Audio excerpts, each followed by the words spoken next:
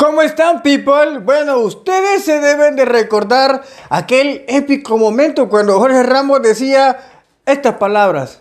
Llevo no sé cuánto tiempo pidiendo una entrevista con Nayib Bukele. ¿Usted me pudiera ayudar? Bueno, pero probemos con voz de ardilla. A lo mejor así se la da.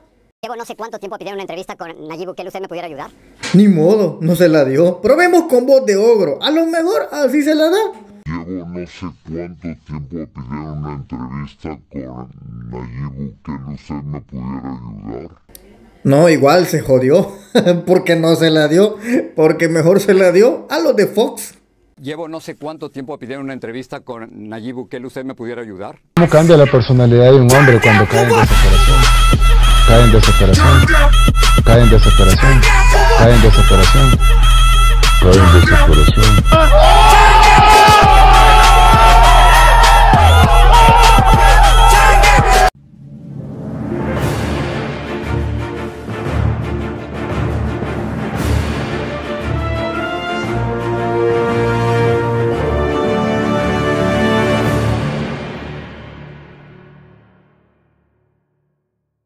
Bien, pues les cuento que de eso ha estado ardido y prácticamente mandó a atacar a Bukele, pero no lo hizo él, sino que mandó a una periodista de su empresa Univisión. Y le han llovido muchos mensajes de parte de muchos admiradores del presidente Bukele de todos los países. Uno de los cuestionamientos es diciéndole, bueno, o sea, Univisión critica cuando el pueblo elige democráticamente a un presidente que ellos no quieren, a un presidente que no se doblega como ellos quieren, pues ahí salen criticándolo. Si no, pues mira esta entrevista, de lo cual pues esta señora empieza a usar adjetivos peyorativos contra Nayib, que no tiene nada que ver, parece que le han feriado el 3%.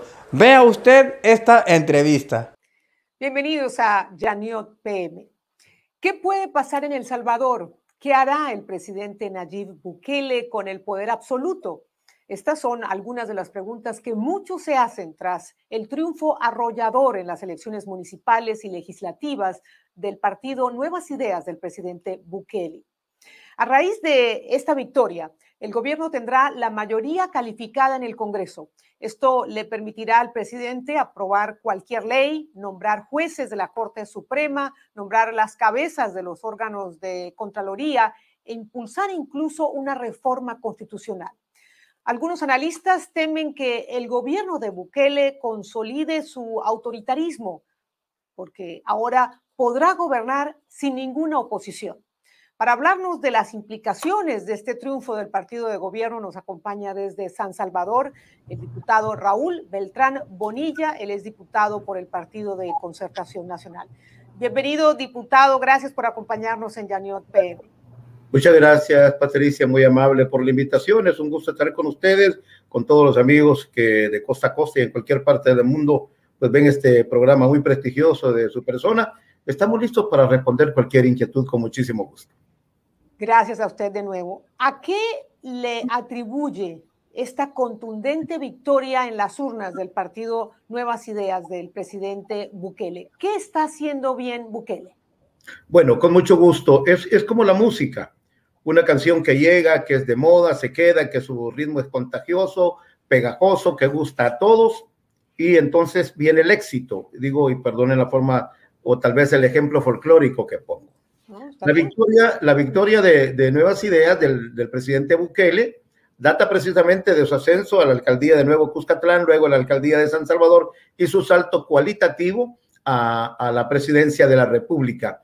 En primer lugar, hay que verlo en el aspecto sociológico o económico, si se quiere, de cómo los partidos tradicionales o el bipartidismo, como él mismo lo llamó, para llegar a través del vehículo que se llama GANA, la Gran Alianza por la Unidad Nacional, que fue el partido que utilizó para inscribirse en las pasadas elecciones presidenciales, es de verlo primero viendo tres elementos. Primero, el desencanto de la población, el alto nivel de corrupción galopante y en segundo o en tercer lugar, digo, el tema de la violencia generada por las pandillas. Tres factores fundamentales que le permitieron al presidente Bukele y su equipo de trabajo elaborar una estructura propagandística asumida también al asistencialismo que ha sido generoso en los últimos meses, si se quiere, le dio entonces, le dio la catapulta fundamental para hacerse del poder absoluto del órgano legislativo con 56 diputados, suficiente para, como usted lo decía muy bien en el inicio del programa, de hacer reformas a la Constitución, de nombrar magistrados de la Sala de la Constitucional, de nombrar al Contralor de la República, al fiscal, entre otros de los cargos de segunda elección que están en manos del órgano legislativo y hoy a través de las disposiciones que tome el señor presidente. Una figura fresca con algunos visos de autoritarismo, pero también con algunos visos de populismo, que ahora va a tener el poder absoluto.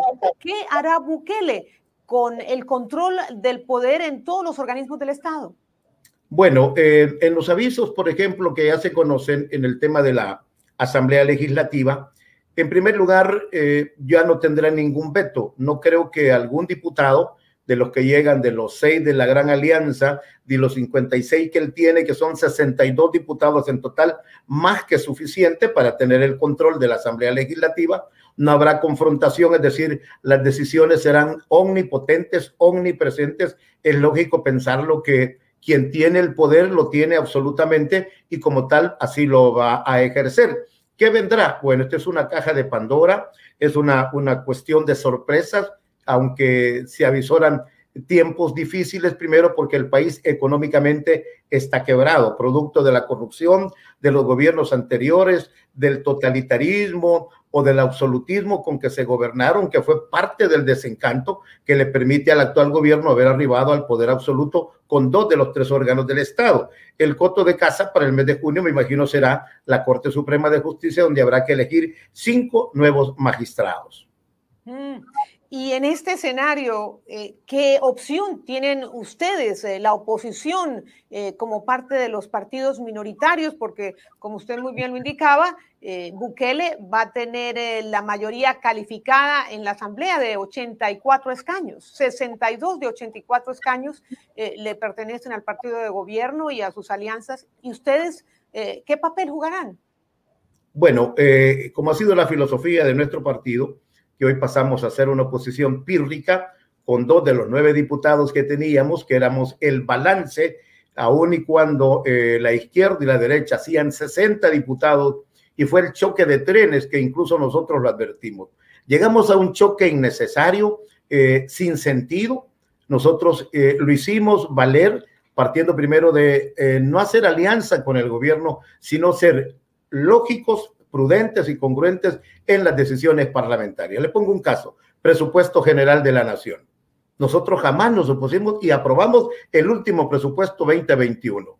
Los préstamos durante la pandemia, 3.600 millones de dólares, fueron aprobados e incluso nuestra fracción de 9 diputados dieron los votos. Es decir, buscamos siempre la gobernabilidad con tolerancia, con aceptación, pero más que todo en concertación y con el diálogo con todas las fuerzas políticas. Dios quiera que eso, por el bien del país, se dé. Caso contrario, digo, nos esperan días difíciles. Días difíciles. Ahora que habla usted de diálogo y de concertación, me da pie para hacerle la siguiente pregunta. ¿Cree usted que el presidente buscará algún tipo de consensus o con este poder arrollador que va a tener El Salvador podría perfilarse hacia una dictadura con ropaje de democracia, por así decirlo? Bueno, teniendo el poder absoluto que 1.400.000 electores le dieron, incluso un poco más de lo que fue la elección presidencial, es decir, tiene el poder, tiene el control, tiene la aceptación popular. Todavía aquí hay una, y perdónenme el término, no es una grosería ni menos una afrenta, aquí hay una borrachera de poder político que es normal en la victoria total que ha obtenido el partido en el gobierno. Conociendo el ambiente y cómo se ha manejado en el pasado reciente, desde el 1 de junio del 2019, no creo que haya diálogo. Es decir, aquí vendrá un mandato definido, partiendo primero del poder que se tiene del control del legislativo. Pregunta, cuando se hacían la solicitud de préstamos o el presupuesto mismo, no hubo diálogo, hubo una confrontación, salvo las fuerzas mismas, los 2 partidos poderosos o grandes que controlaban el Congreso. Aprobamos juntos el presupuesto, pero después vino una división donde los partidos, tanto la izquierda como la derecha, se juntaron para tener una intromisión directa en la asignación de los fondos, lo que a nosotros nos llevó a separarnos, primero porque no necesitábamos un choque con el gobierno, partiendo primero de la concertación, de la credibilidad y del manejo público. Ahora, diputado, con este control y estas mayorías calificadas absolutas en la Asamblea, se habla de que Bukele puede impulsar, puede inclusive aprobar una reforma constitucional. Se habla de que quiere ampliar su mandato, se habla que incluso estaría pensando en buscar una reelección presidencial. ¿Esto le será posible? ¿Qué se anticipa? Bueno, la Constitución, Patricia, tiene fórmulas pétreas, gracias a Dios. Para un continuismo en el poder, tendría que participar en elecciones en el 2024. Esto funciona de la siguiente manera. Terminamos nosotros el mandato el 30 de abril. En lo personal hemos propuesto 2 reformas constitucionales que tendrán que ser avaladas y aprobadas, mejor dicho, por la nueva Asamblea, donde el presidente Bukele tiene ya el control a partir del 1 de mayo. Si no hay propuestas en este momento para que la nueva Constitución o la nueva Asamblea apruebe 5 años más para el gobierno del presidente Bukele, eso es por el momento imposible. No hay salida jurídica. Le cuento 2 propuestas. Primero, que el agua es un derecho humano. Artículo 2 de la Constitución fue una propuesta de este servidor y varios parlamentarios. La otra es que los delitos contra el Estado no prescriban nunca. Fue propuesta que nosotros firmamos y avalamos, gracias a Dios, que tendrá que aprobar la nueva Asamblea Legislativa. Ese es el primer reto. Aprobará entonces los 56 diputados que los delitos contra el Estado no prescriban nunca y habrá que perseguir a todas las acciones de corrupción del pasado reciente. Es decir, eso es un reto que se le pone ya y le dejan a la nueva Asamblea Legislativa. Por lo tanto, el señor presidente Bukele podrá ser candidato hasta en el 2029, amén de las reformas constitucionales, sino de manera automáticamente solo hay un lapso, un periodo nada más para que él pueda buscar de nuevo el poder. O sea que podría, digamos, alargarse su gobierno si se aprueba esta reforma, esta propuesta de reforma, ¿correcto? ¿Le entendí bien? Sí, no, tendría que esperar 3 años más a partir del 1 de mayo, pero ya sería tarde porque el 2024 vienen las nuevas elecciones de diputados, de alcaldes y de vicepresidente y presidente de la República. ¿Qué otras leyes quisiera aprobar el gobierno de Bukele?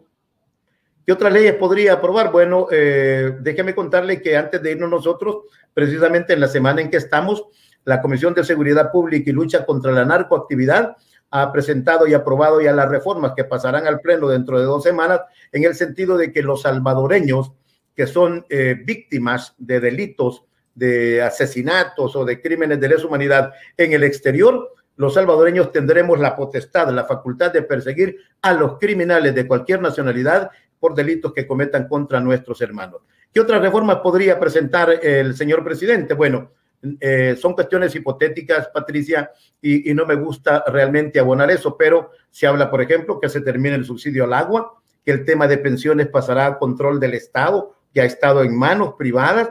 Se habla, por ejemplo, del impuesto predial, del aumento del IVA, producto de la negociación con el Fondo Monetario y el Banco Mundial, de un nuevo préstamo de 2.000 millones. Todo eso nada más está en la rumorología popular, que a través de las redes sociales resulta muchas veces una acción criminal contra la opinión del pueblo. Y por último, diputado, ¿qué implicaciones tiene este gran poder que amasa el presidente Bukele para la justicia, para la lucha contra la corrupción, para garantías de las libertades individuales, para el ejercicio del periodismo? Bueno, en el tema del periodismo, siendo mi antigua profesión y con la que voy a morir, tengo más de 45 años en el libre ejercicio de las comunicaciones. Creo que habrá que hacer un alto, primero un análisis consciente. Soy uno de los convencidos que por la libertad de expresión, por la libertad de medios de comunicación, tenemos que enfrentar lo que pueda venir. Hay algunas señales, pero no creo que todo sea malo. por lo menos permite la unidad granítica del gremio, de los medios de comunicación, que debemos ser no solo tolerantes, sino expectantes, pero que al mismo tiempo se debe garantizar por todos los medios que esa libertad se mantenga irrestricta por el bien de la democracia. Cualquier otra mala señal que se vea, entonces será el preludio del final de esta aventura que se llama El Salvador. ¿Quién va a controlar a Bukele? Bueno, el pueblo mismo. El pueblo le dio la victoria, el pueblo será el expectante y el responsable, por hoy, es el responsable directo de controlar, de ser el balance, de ser el supervisor de las medidas que haga el gobierno, o para bien o para bien. No hay otro camino si queremos salvar el país. Gracias por acompañarnos, diputado. Muy buenas noches. Buenas noches, Patricia. Gracias por la invitación y hasta la próxima. Hasta la próxima.